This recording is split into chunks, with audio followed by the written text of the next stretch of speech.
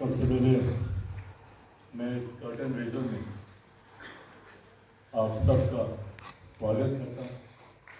ये एक इवेंट ऐसा इवेंट है जिसको आने वाले दिनों में संभवतः आज हम लोग इसकी अहमियत को उतना नहीं समझ पा रहे, पर मैं मानता हूँ और मुझे पूरा विश्वास है कि आने वाले सालों में जब हम लोग इस मंत्रालय की बनस्पत, जब हम लोग विकसित भारत की सोच की नींव को जब हम लोग तराशेंगे तो उसमें इस इवेंट का एक महत्वपूर्ण योगदान होगा। इतनी ताकत, इतनी क्षमता ये वर्ल्ड फूड ऊर्जा रखता है। इसी सोच के साथ मंत्रालय इसको आगे बढ़ाने का फैसला ले रहा। मैं यहाँ पर मौजूद मेरे भाई honourable minister for state Shri Ravneet ji का मैं स्वागत करता हूँ। यहाँ पर मौजूद secretary ministry of food processing industries Shrimati Anita Praveen ji का मैं यहाँ पर स्वागत करता हूँ। मैं यहाँ पर तमाम अधिकारी जितने आए हुए हैं मिनिस्ट्री से जुड़े हुए आप सबका मैं यहाँ पर स्वागत करता हूँ। मंच पर तमाम सम्मानित सदस्यों का मैं यहाँ पर स्वागत करता हूँ। प्रेस मीडिया के तमाम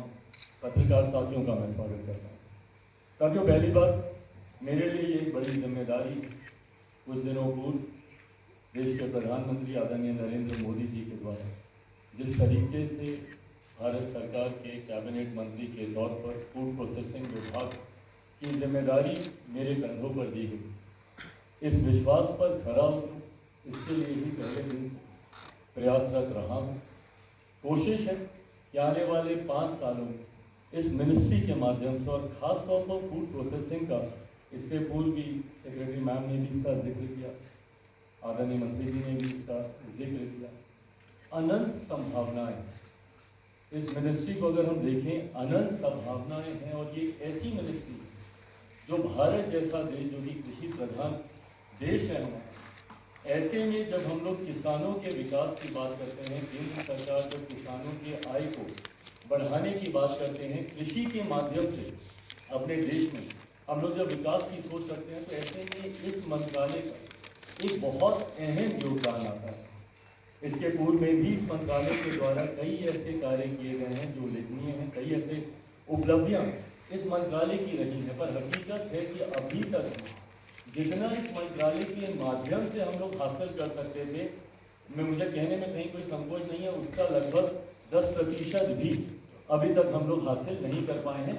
इतनी संभावना ना सिर्फ इंटरनेशनल मार्केट, बल्कि अगर आप इंडियन मार्केट की भी अगर आप बात करें, मैं 21वीं सदी का पढ़ा लिखा युवा हूँ। जात पात धर्म मजहब से उठकर भारत को विकास की राह पर आगे लेकर जाने की मैं सोच रखता हूँ। और ऐसे में मैं मानता हूँ कि एक बहुत बड़ी जमात किसानों की है जिनकी जीवनी ही इन सारी चीज़ों के ऊपर आधारित है। ऐसे में उनके जीवन को बेहतर करने के लिए, उनके जीवन में आर्थिक सुधारों को लाने के लिए इस मंत्रालय के माध्यम से कई ऐसी सुविधाएं हैं, कई ऐसे कार्य हैं जो हम लोग धरातल पर कर सकते हैं। ना सिर्फ उससे किसी देश का राजस्व बढ़ेगा, बल्कि हर उस क्षेत्र का जहाँ पे प्रोसेसिंग के माध्यम से हम लोग सुविधाएं वहाँ पर दे सकेंगे। मैं बिहार से आता हूँ। बिहार भी एक कृषि प्रधान प्रदेश है और मैंने हमेशा अपने विजन में बिहार की कई ऐसी ज़रूरतों का मैंने जिक्र किया।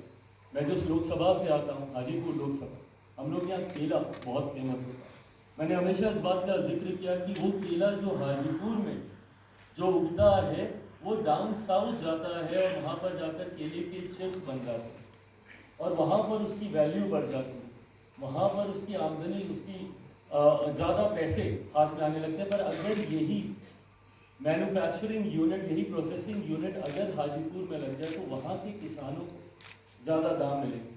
अभी रवनीत भाई ने जिक्र किया मखाने का लेकर। आज की तारीख में मखाना हमारे देश में ही नहीं बल्कि इंटरनेशनल मार्केट में भी उसकी इतनी ज़्यादा डिमांड हो चुकी है।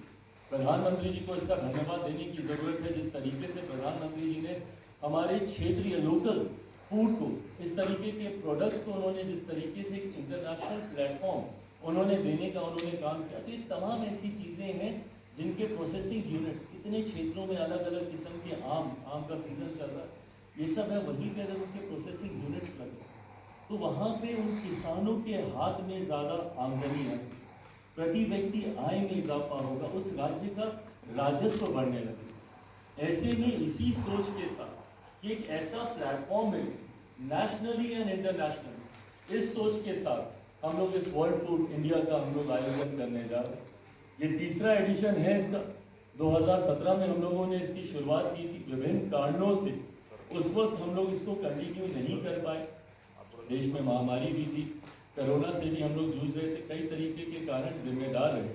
पर हाँ, मंत्रालय ने ये फैसला लिया है कि एक ऐसी प्रॉपर्टी है, और जब मैंने इसका जिक्र मेरे प्रधानमंत्री जी से भी किया, क्योंकि पिछली बार के कार्यक्रम में प्रधानमंत्री जी खुद मौजूद थे इसके इनॉग्रेशन पे, ऐसे में इस बार जब मेरा प्रधानमंत्री जी से इस विषय को लेकर जिक्र हुआ, उन्होंने भी इसको लेकर काफ़ी उत्साह उन्होंने दिखाया। उनका भी मानना है कि एक ऐसा प्लेटफॉर्म है जहाँ पर हर तरीके की समस्या और समाधान एक साथ आपको मिल सकते, नए नए आइडियाज़, नए नए स्टार्टअप्स, नए नए इनोवेशन, ऐसे लोग मंच पर आ सकते हैं जिनको संभवतः अपनी सोच को या अपनी काबिलियत को प्रदर्शित करने का इससे पहले कोई अवसर प्रदान नहीं हुआ हो।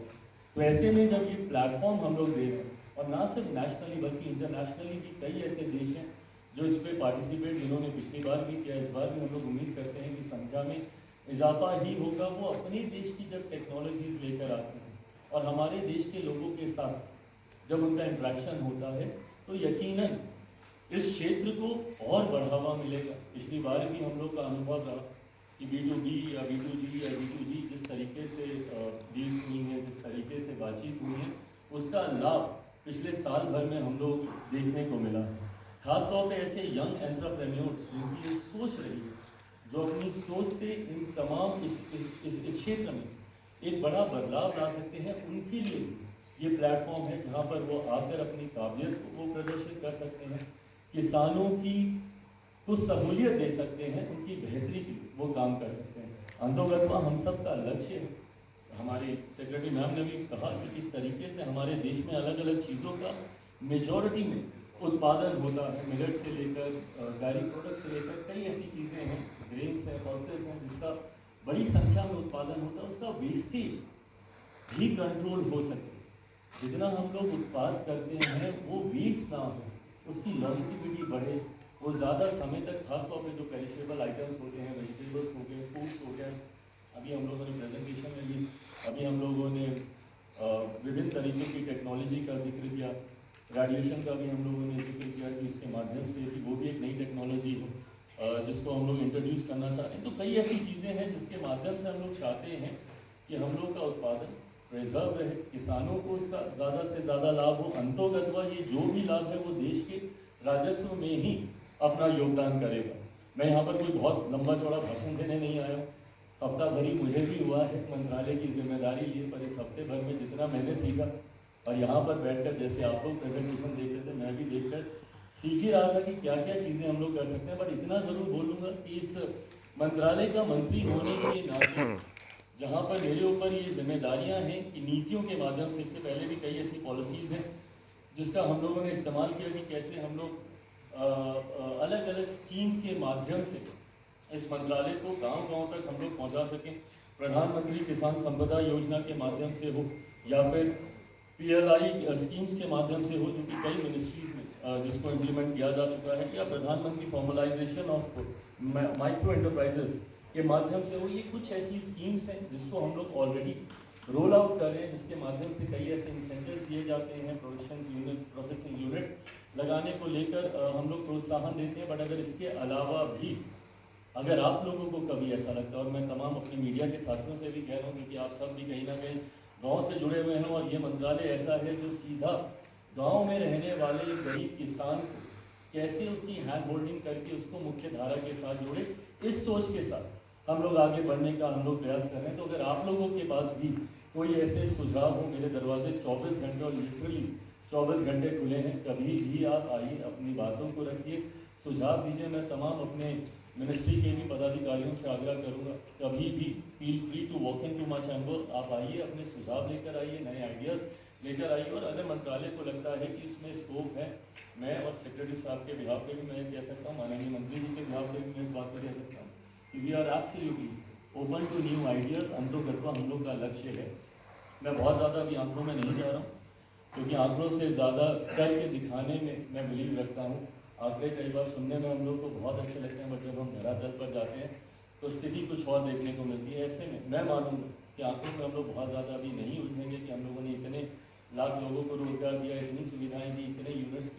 अंतोगत जब स्कोप इतना है, जब तक हम लोग हर एक व्यक्ति को इसके माध्यम से प्रभावित नहीं कर सकते तो हम लोग तब तक संतुष्ट नहीं होना है। इन आंकड़ों से हम लोग को खुश नहीं होना है। अभी बहुत लंबा रास्ता हम लोग को तय करना है। और जैसा मैंने कहा कि भारत में इसकी अनंत संभावनाएं हैं। जहाँ एक तरफ किसानों को हम लोग सहूलियत देंगे, वहीं रोजगार के भी अनेकों अवसर इसके माध्यम से हम लोग उत्पन्न कर सकते हैं। आज की तारीख में युवाओं की जो सबसे बड़ी चिंता, जो सबसे बड़ी समस्या बेरोजगारी की रहती है, नए नए एंटरप्रेन्योर्स हम लोग इससे क्रिएट कर सकते हैं। इस सोच के साथ तत्परता से हम लोग को आगे बढ़ना है। बट आज जस्ट कर्टन रेजर के लिए हम लोग यहाँ पर उपस्थित हुए हैं। मैं चाहता हूँ कि आप सबके माध्यम से ये जानकारी ज़्यादा से ज़्यादा लोगों तक पहुँचे। आप सबको तो मैं आमंत्रित करता ही हूँ, पर आपके माध्यम से आपके तमाम साथी परिचितों को भी मैं आमंत्रित करता हूँ जो इस क्षेत्र के साथ जुड़े हुए हैं, जो नए नए आइडियाज़, नए नए इनोवेशंस, नए नए स्टार्टअप्स की सोच के साथ आगे आना चाहते हैं। प्लीज़ आए, इसमें पार्टिसिपेट करें। ये हमारा 3rd एडिशन है। मैं चाहता हूँ कि आने वाले एडिशन जैसे ही ऐसे बढ़ते रहेंगे तो जो लक्ष्य हम लोगों ने अपने लिए निर्धारित किया है कि इस माध्यम से किसानों को और किसानों के माध्यम से देश को हम लोग अपना योगदान दें। 2047 तक प्रधानमंत्री जी ने विकसित देश बनाने का लक्ष्य रखा है। आत्मनिर्भर की सोच के साथ हम लोग आगे बढ़ रहे हैं। ऐसे में मुझे लगता है उसके मूल में इस मंत्रालय का और इस मंत्रालय के माध्यम से विभिन्न नीतियों का एक महत्वपूर्ण योगदान है। एक बार फिर आप सबका यहाँ आने के लिए मैं धन्यवाद करता हूँ।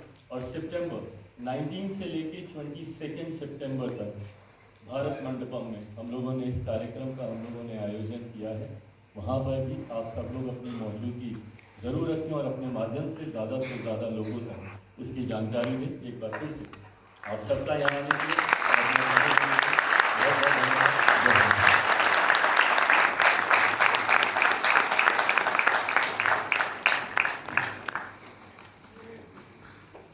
Thank you, sir. And now we open the floor for questions.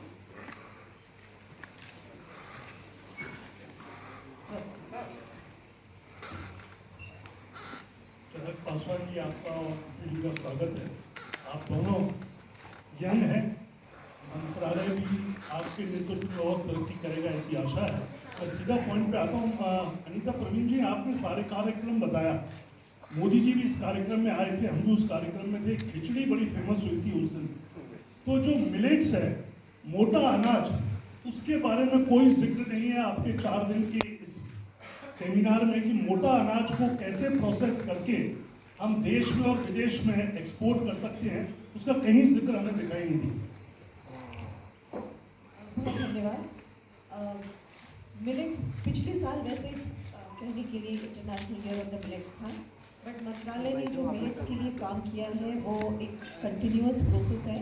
पिछले साल हम लोगों ने PLI किया था और उसके अंतर्गत हमारी करीब 30 कंपनियां जो हैं उसमें पार्टिसिपेट करके वो अभी मिलेट्स के प्रोडक्ट्स बना रही हैं। हम लोगों ने जगह जगह जा कर के, इनफैक्ट मैं आपको संख्या बता सकती हूँ, 30 लोकेशंस पर जा कर के, वो भी डिस्ट्रिक्ट हेडक्वार्टर्स पर जा करके, हमने सिर्फ स्टेट हेडक्वार्टर पे नहीं, मिलेट्स के प्रचार के लिए बहुत काम किया है। और आज इसका नतीजा है कि आप मार्केट में देखेंगे मिलेट्स के बने हुए बहुत सारे प्रोडक्ट्स आपको मिलते हैं। और इस साल भी ऐसा नहीं है कि मिलेट्स का साथ छोड़ने वाले हैं। एज आई सेड, एक कंटिन्यूअस प्रोसेस है और एम्फेसिस जो है वो शिफ्ट करना हमारा नेचुरल प्रोसेस होगा, क्योंकि जिस पर हम काम कर चुके हैं और एक कंटिन्यूम पे काम हो रहा है, उसको बार बार रिपीट करने की बजाय हम नए एरिया की तरफ लेकर जाएंगे। और जैसा मंत्री जी ने बोला कि रेडिएशन एक हमारा फोकस एरिया बनने वाला है, उम्मीद करते हैं कि वो हमारा फोकस एरिया बनेगा। इसकी रिस्पांस कैसी होगी, एक्सेप्टेंस कैसी होगी, अभी पता नहीं है, बट हमने ऐसे 5 फोकस एरियाज डिसाइड किए हुए हैं। Millets is very much there, हम उसको छोड़ने की बात कर भी नहीं रहे। ये श्रेय मैं इसमें एक लाइन ऐड करना चाहता हूँ। पिछली बार ज़रूर उस पर फोकस ज़्यादा था, क्योंकि इसको लेकर जागरूकता, ये मेरे प्रधानमंत्री जी भी सोच के साथ आगे बढ़ रहे थे कि उसकी ज़्यादा चर्चा हो ताकि लोगों में उसको लेकर ज़्यादा जागरूकता हो। इसी सोच के साथ पिछली बार हम लोगों ने काफ़ी ज़्यादा ध्यान उसके ऊपर हम लोगों ने केंद्रित किया था। पर मुझे लगता है कि आज की तारीख में मिलेट्स घर घर तक पहुँच चुका है और सिर्फ नेशनली ही नहीं, इंटरनेशनली भी अब जिस तरीके से इसकी डिमांड बढ़ रही है, तो हम लोग मान कर चल रहे हैं कि अब ये एक मजबूत हिस्सा हम लोगों की सोच आगे बढ़ाने को लेकर उसका एक मजबूत हिस्सा है। Hi, I'm Meenakshi from the Hindu Business Line this side. I have two Sorry, because of questions. so much of lights, I can't This hear you. side. Okay, yeah. I have two questions. One is what do you see of the investments, the kind of investment proposals that you expect to attract, and how was that last year? And Mr. Paswan, in terms of the 100 days agenda, could you dwell as to what are your key priorities from this ministry perspective? Fair enough. So I think the first part of the question मैं secretary ma'am को से आग्रह करूँगा कि इसका जवाब दें तो she's having all the stats and figures. Thank you so much. We did sign we had a lot of MOUs signed during the event last year.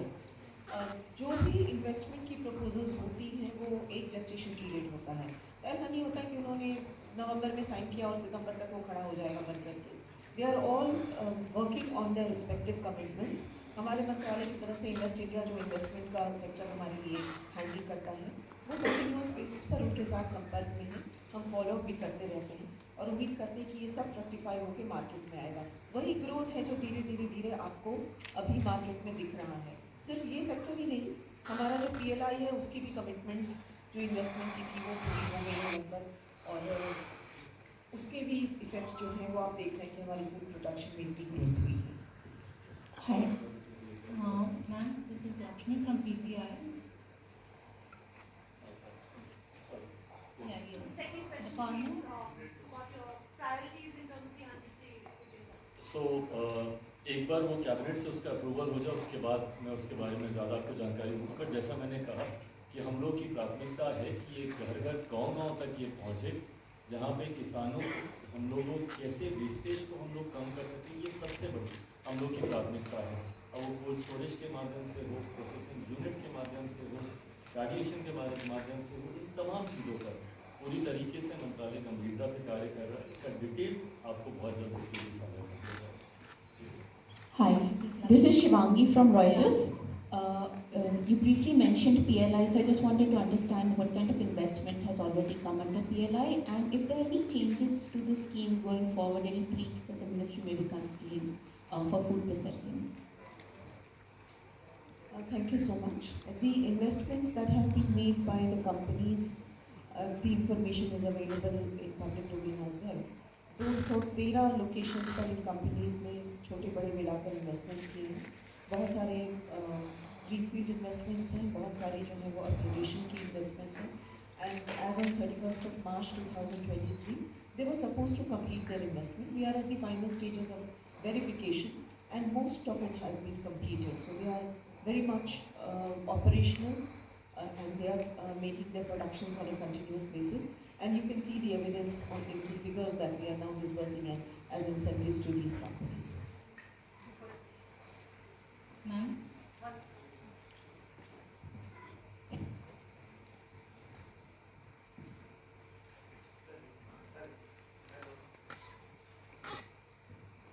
Hello, Honorable Minister Paswanji, we all are proud of you, and we know you are a powerhouse in yourself.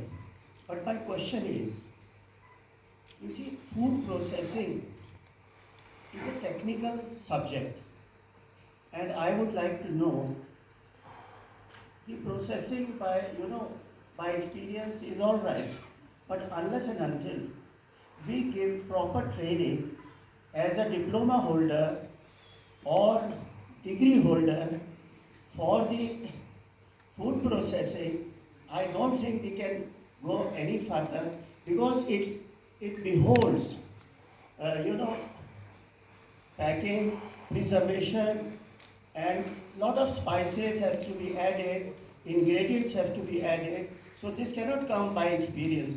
So what is your take on the subject? हम लोगों ने NIFTEM का मैंने जिक्र मेरे जहन से छूटा. निफ्टम का भी हम लोगों ने जिक्र किया. National institute of food technology, entrepreneurship and management, ये अभी 2 राज्यों में है, हरियाणा में है और तमिलनाडु में है. मैं खुद ये चाहता हूँ क्योंकि जो आपने बोला है you are very right saying कि ये टेक्निकल नॉलेज से जुड़ा हुआ ये विषय है. अनुभव एक तरफ, बट जितनी टेक्निकल जानकारी आपकी इस विषय को लेकर होगी, ऐसे में मेरी खुद की सोच है कि महज 2 ऐसे इंस्टीट्यूट से कार्य नहीं चलेगा. निफ्टम जैसे और संभवतः हर राज्य में एक निफ्टम होना चाहिए. इस सोच के साथ मैं भी आगे बढ़ रहा हूँ. मुझे लगता है आने वाले दिनों में संभवतः हम लोग इस सोच को धरातल पर उतार पाएंगे।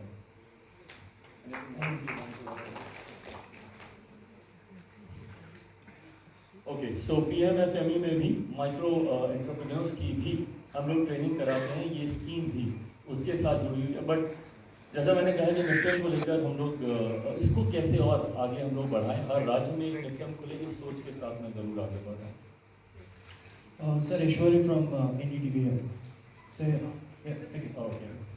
So we saw during the presentation that there are several introductions that will be showcased for the very first time as far as new food is concerned, and during the Bharat Mandapam that will be showcased.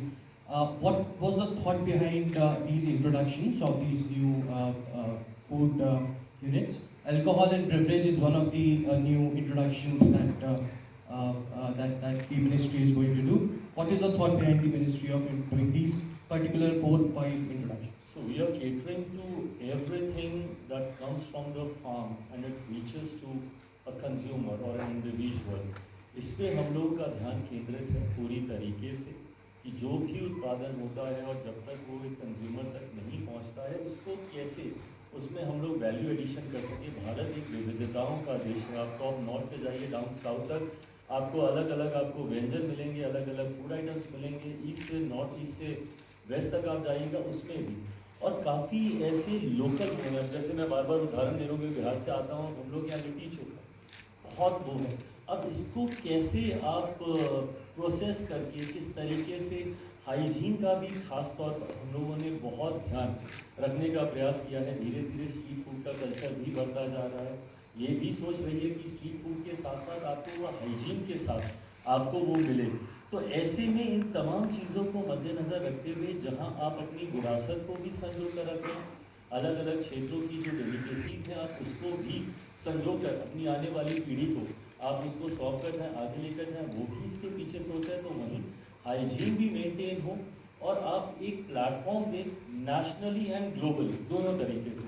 भाई north के items down south जाएँ, east के waste जाएँ, waste के east में जाएँ, ये सोच नेशनल स्तर पर भी हम लोगों की है और ग्लोबल मार्केट में भी हम लोग अपनी पहचान बना सकें।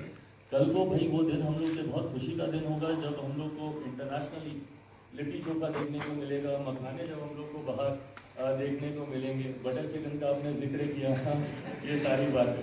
तो ये खैर ऑन अ लाइटर नोट जब आप ये सब जिक्र करते हैं तो खुद मुँह में पानी भी आता है। बट ये पानी ग्लोबली भी सबके मुंह में आए इंडियन डेलिकेसीज को लेकर, इस सोच के साथ इसको किया जा रहा है। Good afternoon, Mr. Paswan. Ashish Pandey from Economic Times. My question is that the last event, Madam Secretary was present at Yashobhumi, 15th Food World. She mentioned two very important things in her speech. One thing was she talked about that it's the time that the companies that operate in India in the food processing space, they should move on from fafdas and prathas, if you remember, ma'am. They should move on from fafdas and prathas and target at something that is attractive to the international taste buds. And that was a very important thing. And the second thing was, while Mr. Bindu also mentioned here that the food processing exports have increased from 2014 to right now, till fiscal 23, almost doubled, if I'm not wrong. So why don't we also talk about, because ma'am had talked about in the last speech, that many of our consignments, food processing stuff that we export, they get rejected. So why don't we have that kind of international standards? Why don't we talk about that thing, sir? Shouldn't we make some kind of things? FSSI is doing this thing and coming up with many new things. But why the ministry, and it has been happening for the last a decade or two, why not be very serious in this kind of things? Thank you so much. The khakras and parathas, yes, you rightly mentioned that I did say that we will have to upscale our production levels. We shouldn't only cater to the Indian diaspora. The world is our arena, basically that's what I had said if I remember correctly. We need to upscale our production in terms of the catering to the tastes of the world is what was the intention. And I think the industry is working towards it, not that they are not working towards it. But even today our largest consumers are the Indians who are settled abroad everywhere. So that's the segment which is an assured segment. On the quality and the MRN issues that you are raising, you might be inspired by the recent event that happened on the masalas. Just for your information, FSSAI did a counter check on the commodity, and it turned out to be that there was no contamination in that. The report is very much in the official, you can see that the testing did find out that there was no contaminants available there. But that, having said that, maintaining a higher quality, retaining a standard which is acceptable the world over is our target, and I'm sure our industry is working towards it. It takes time, but we'll ultimately be there. One last question, ma'am. One last question. Also, I was talking about the sugar content in the food process, the processed foods. And after the event, when I talked with the companies, top food processing players in the country, they were not very sure what the ministry is expecting from them, and they said they were on the right path. So I'm seeing in some way कि बहुत ज़्यादा coordination नहीं है. Is it so? और अगर ऐसा है भी, तो I wanted to know from Mr. Paswan, sir, आपका इसके ऊपर क्या view है? Well, I assure you on this, I mean, as I just said, that it's just been a week, but then yes, I mean, if such concerns are there, and if there are any such loopholes in terms of meeting the international standards, in terms of the concerns that you have raised, I'm very sure that the ministry is continuously working on it, and I assure you from my side also that very soon we'll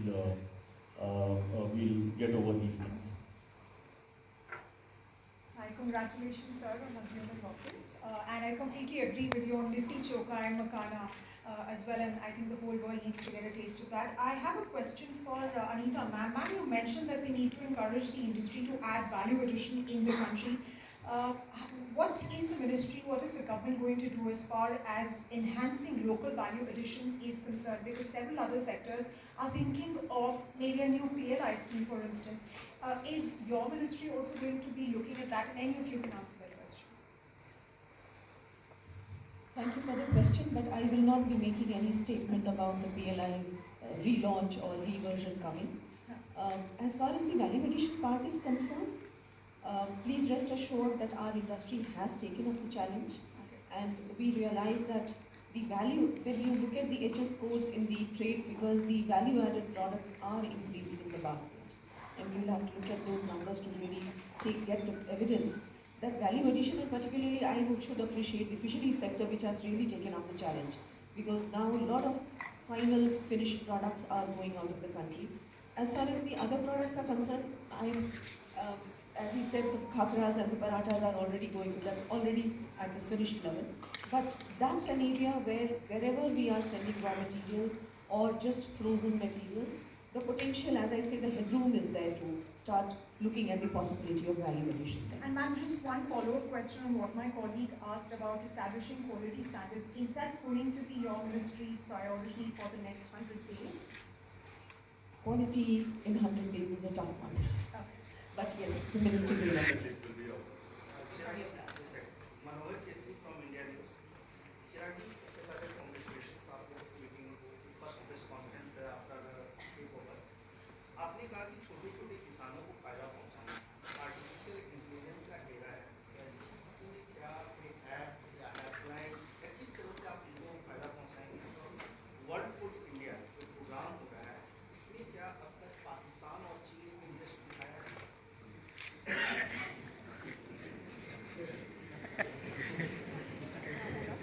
ministry का question इतना political हो गया है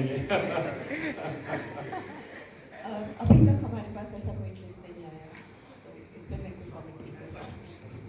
but हाँ, इतना ज़रूर है, जैसा मैंने कहा कि हम लोग को किसानों तक हम लोग को इसका फ़ायदा पहुंचाना है. इसी सोच के साथ इस मंत्रालय का गठन भी हुआ था, और इसी सोच को हम लोग को अभी धरातल पर उतारने में अभी काफ़ी कार्य हम लोग को करना बाकी है. प्रोसेसिंग में जैसा मैंने कहा कि अनंत संभावनाएं हैं, और उन संभावनाओं का लोकलाइज्ड होना ज़रूरी है. आज की तारीख में कोई मतलब नहीं है कि भाई किसान अपना उत्पादन एक राज्य में कर रहा है और उसको कोल्ड स्टोरेज के लिए उसको दूसरे राज्य में जाना पड़ रहा है. तो ऐसे में जितने पेरिशेबल आइटम है वो तो ट्रांसपोर्टेशन में ही आधे से ज़्यादा वो समाप्त हो जाएंगे. सो मिनिमम वेस्टेज कैसे हो और उसका वैल्यू एडिशन हम लोग कैसे कर सकेंगे, वो तभी संभव है जितनी ये चीज़ें लोकलाइज होंगी, जितने ऐसे कोल्ड स्टोरेजेस हम लोग के लोकलाइज होंगे, जितने ऐसे प्रोडक्शन प्रोसेसिंग यूनिट्स हम लोग लोकलाइज हम लोग लगा सकेंगे. तो उस दिशा में हम लोग का ध्यान केंद्रित है और स्वाभाविक है कि ये वहाँ उस क्षेत्र के किसानों को ये फ़ायदा ज़रूर पहुँचेगा। चिराग भाई इधर, thank you very much for your presence here. ये मुझे समझ में नहीं आ रहा है, आपको जो मंत्रालय दिया गया है उसमें आपने बिहार का फूड के बारे में बताया।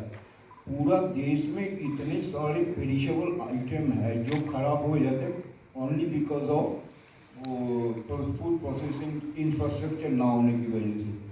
तो मेरे को ये जानना जरूरी है कि जो समर टाइम पे जितना फूड मतलब खराब हो जाती है उसको कैसे पिकअप किया जाए, उसको कैसे प्रोसेस किया जाए, तो उसमें इन्वेस्टमेंट की जरूरी है। So it is really important for the investment कि इन्वेस्टमेंट के लोकली होंगे कि इंटरनेशनली होंगे, हु कैन डिसाइड इट। नहीं, इन्वेस्टमेंट के साथ साथ टेक्नोलॉजी भी इसमें बहुत ज़्यादा मायने रखती है। मतलब आप हर चीज़ को एक के माध्यम से आप नहीं कर सकते। कुछ चीज़ें कोल्ड स्टोरेज के माध्यम से, कुछ चीज़ें रेडिएशन के माध्यम से, ये तमाम ऐसी टेक्नोलॉजी है जिसका हम लोग को कलेक्टिवली इस्तेमाल करने की ज़रूरत है। आइटम स्पेसिफिक होकर हम लोग को इनका इस्तेमाल करने की हम लोग को ज़रूरत है, बट हाँ लोकली इनका होना बहुत ज़रूरी है। ज़्यादा से ज़्यादा जितना ये स्थानीय केंद्रित होंगे, लोकलाइज जितना होंगे, उतना ज़्यादा हम लोग इसका लाभ उठा सकेंगे। जहाँ तक रही बात इन्वेस्टमेंट की, इन्वेस्टमेंट कहीं से भी आए, लाभ उसका किसानों को होना चाहिए, ये हम लोग की सोच है। Chirag ji, good afternoon. This side here. First of all, congratulations to you and your entire team for being given the charge of this very important ministry. My question is that when we talk in terms of the ecosystem and the people involved in food processing, there are people in the remote entrepreneurs, small entrepreneurs in the remote areas, local areas. You are also talking about investments in local areas for local products. That entails a lot of microfinance and finance to the lowest level. While PLIs and all are schemes for bigger companies, they manage it on their own. But what could be the initiatives from the ministry side when it comes to funding all those small entrepreneurs, especially when the budget is coming? Do you, would your ministry have some proposals regarding really micro funding the food processing initiatives? नहीं, definitely we have proposals, but हम लोग micro कितने level तक हम लोग जा रहे हैं इसका एक उदाहरण SHGs भी है। जिस तरीके से हमारी स्कीम SHGs को सपोर्ट करने की बात करती हैं, if my figures are correct, is 40,000 पर person in a self help group.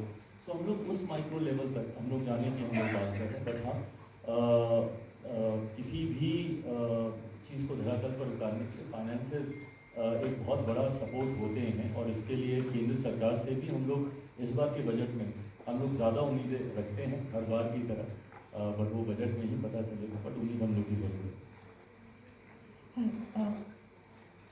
Micro enterprises को भी हम लोग PHFME के माध्यम से भी हम लोग फंड करते हैं। तो जो आपने पूछा माइक्रो एंटरप्राइजेस के बारे में, तो उनको भी फंडिंग का की स्कीम PHFME के माध्यम से हम लोग करते हैं। Good morning.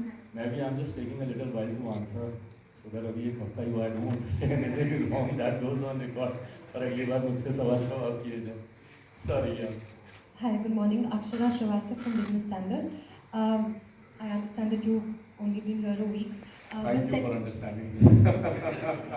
Secretary ma'am, last time at the event, which Ashish also mentioned, you did say that industry should think about adhering to international standards which are better. What is the kind of conversations that you've had with companies when it comes to the standards? We've talked about high sodium level, sugar level. We've had a lot of recent cases of packaged food companies landing in soup because of that. So what is the kind of conversation you've had with the industry regarding quality management standards, and what is the ministry going to be doing about it? Thank you for the question. Interaction with the industry is something which is a very frequent activity we do through the ministry, whether it is meeting them in different cities or meeting them in Delhi, but that interaction we continuously do. As far as meeting of international standards is concerned, more than us, the industry wants to do higher level attainment.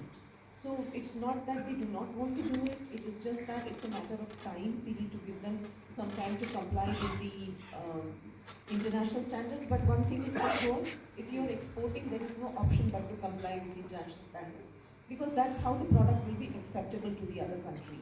So wherever there are exports happening, and as I said, we are doing a 23.8% in the overall agri export, the products are accepted by all the countries wherever it goes. One sporadic incident here or there should not actually be held against the industry. The fact remains, all these products are going to all kind of markets the world over, and these standards are maintained by them. So that's one positive news. As far as the local standards are concerned, they are also adhered to by them. FSSAI does the monitoring of that standard maintaining activity, and very rare cases we hear some kind of a negative report, as you would be very much aware.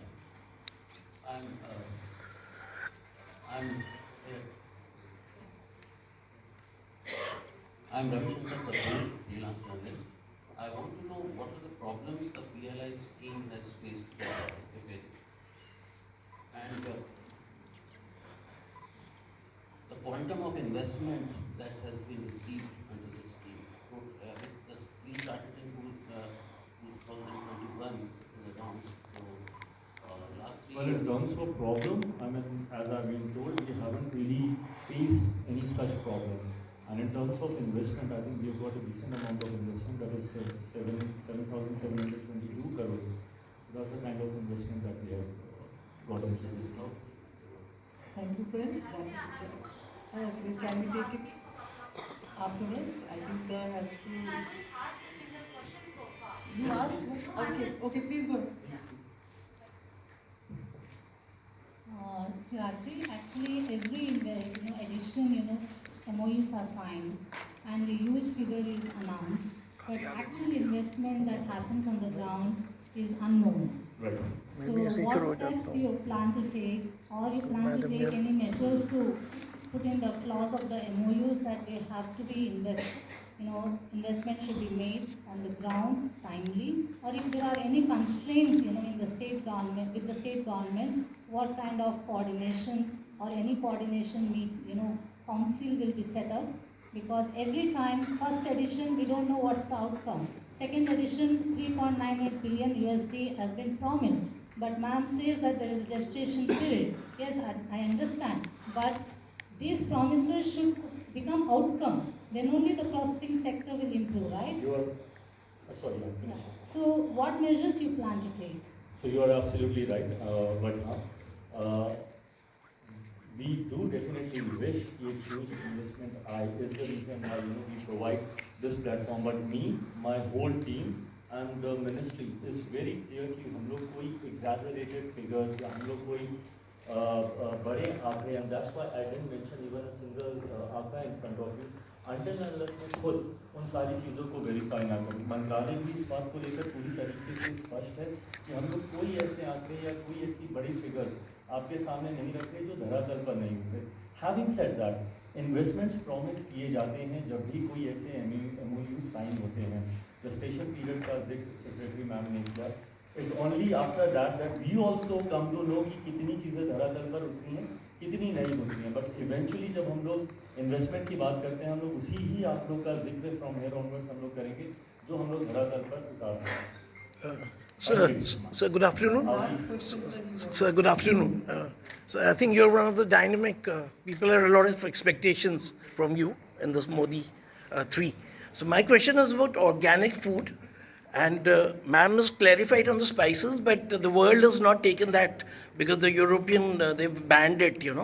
So it means if in India we just the FSI. So this an organic food, there's a lot of things which are happening. The organic food, the pesticides, we are not doing the checks. So how do you plan to address those issues in the coming year?